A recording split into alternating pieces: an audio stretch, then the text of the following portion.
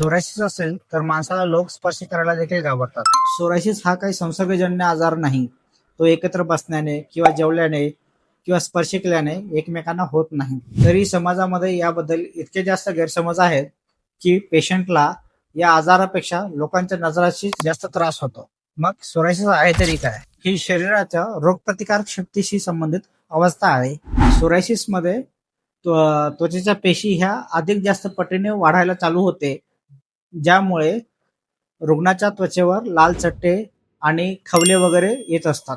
हा बदल विशेषतः कोपरा, गुडघे आणि पाठ यांच्यावर होत असते. आणि विशेष दुसरी गोष्ट म्हणजे सोरायसिस पूर्णतः बरा करणारा, मुळातून व्यवस्थित पूर्ण बरा करणारा असं कुठलंही औषध सध्या तरी अवेलेबल नाहीये. जो व्यक्ती हा सोरायसिस 3 दिवसामध्ये मी पूर्णतः बरा करतो असा दावा करतो, तो पूर्णतः दावा सध्या तरी खोटा आहे. पण सोरायसिसला व्यवस्थित आपण कंट्रोलमध्ये आणू शकतो.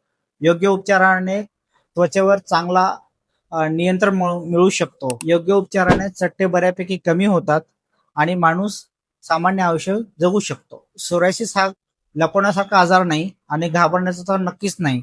योग्य उपचार घेतला तर तो नियंत्रणामध्ये आणला जाऊ शकतो. गरज आहे ती योग्य माहितीची आणि गैरसमज टाळण्याची.